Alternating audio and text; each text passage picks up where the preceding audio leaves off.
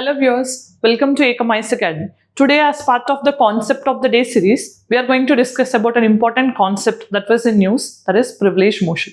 So in this part, we'll be discussing what is privilege motion. So what will be the process to initiate the privilege motion, against whom it can be, and what will be the consequence of any privilege motion initiated against any member of the house, along with the concept of parliamentary privilege. So we'll understand all these aspects in one single video. Stay tuned. So first, what is parliamentary privilege motion? So first thing we have to understand, every member of parliament will have their own set of privileges. Privileges for being a member of parliament, as an individual member, as a collective member of the house also, they will have two different types of privileges. One is individual, another is collective privilege of being a member of the house. So in this privilege, if any person commits a breach to his privilege, then another member of that particular house or the entire house, if they feel that this person has committed a breach of the privilege, then they can raise the issue by highlighting or by bringing to the notice of the house by bringing the privilege motion. So this can be done according to Rule 222 of the Lok Sabha and then Rule 187 of Rajya Sabha. So these rules generally empower both the houses to initiate privilege motion. But remember, these two can be initiated only with the consent of the speaker or the chairman of the house. That means for their initiation, consent or the permission from the leader of the house or the presiding officer of the house is very much important. So when they can initiate, when they feel that the member of the house has committed some breach of the privilege which he is normally entitled to, then it can be initiated. Then once, for example, if a particular member has been initiated this privilege motion, then what will be done? So that person can be expelled or he can be suspended, or for the time being he can be censured also. So that means all these things can be done by the entire house, or even it can be initiated by a privilege motion also. Expulsion, suspension, censure, sometimes even they can they can bar him from participating temporarily in the house also. All these are the possible options. Then generally what happens? So once if the privilege motion is initiated, these are the consequences we have seen. But what type of privileges are available? So first thing we have to understand, the concept of parliamentary privilege is mentioned in Article 105 of Indian Parliament, and for state legislatures it is 194 of Indian Constitution. So this talks about parliamentary privilege, this talks about state privileges. Now let us understand.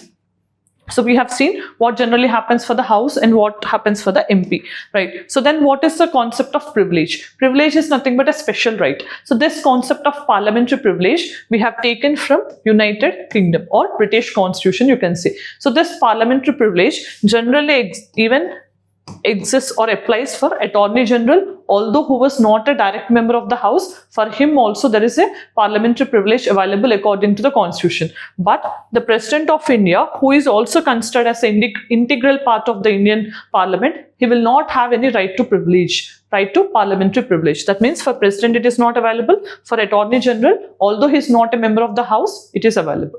Then let us understand what is collective privilege. So collective privilege means as the house on a whole, they can enjoy certain set of privileges. For example, house will have a special right to hold some secret sittings. It can bar outsiders from entry, or it can even restrict their entry with respect to some meetings. Or sometimes it can also have the right to be informed in case of any arrest of a member, or it can also have the right to publish whatever the things that happen within the house, or according to even Article 122, it can restrict courts from inquiring into the proceedings of the Parliament. In this way, certain collective privileges are available for the house as a whole. Then let us understand what are the individual privileges. Individual privileges are generally available for a particular member. So he can have some right. So from the 40 days of beginning of a session, or after the session, or during the session, he cannot be arrested. So he can be arrested only in the criminal charges with the consent of the presiding officer. So such privileges are available. At the same time, he can be exempt from jury as a witness to that particular case when a parliament session is going on. In this way, every individual MP also will have some set of privileges. Then what is the source for these privileges? As we have seen, it is also, there are different sources. When we talk about the sources of parliamentary privilege, first source is constitution. So we have seen 105 is available, then 194 is available, right? Then parliamentary laws are also there, right? So with respect to parliamentary privilege, then some judicial precedents are also there in different courts and cases also. Supreme Court has interpreted this concept of parliamentary privilege. So this is another thing. And then finally, rules of the House also generally empowers parliamentary privilege for the member and the House. Along with this, certain conventions are also available. Conventions means which are not written, but we generally practice them as part of normal routine. So these are the 5 sources for parliamentary privilege. So when we talk about the concept of parliamentary privilege, so we generally find most of the cases which are in contravention with Article 105 for expressing their freedom of speech and expression. So in most of the cases, even in many cases, what actually happened is whatever the members of parliament talk within the houses of parliament, for them they will not be liable. So they cannot be even punished also. So for that freedom, there is a clear, or like you can say, opposition in the form of freedom of speech and expression. So when something is told by a parliament member in that particular house, if the same thing is published by the newspaper or editor of a newspaper in his own newspaper using Article 19(1)(a), freedom of speech and expression,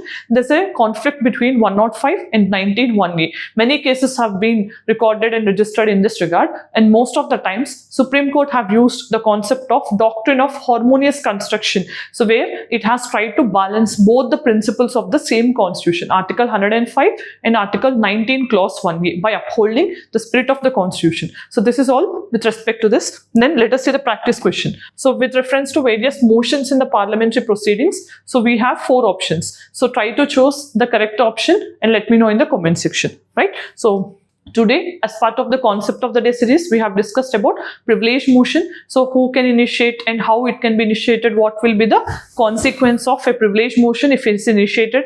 And then we also have seen the concept of parliamentary privilege, collective, individual privileges, source of the privileges, and how it will lead to judicial interpretation. So this is all. Thank you for watching. All the very best.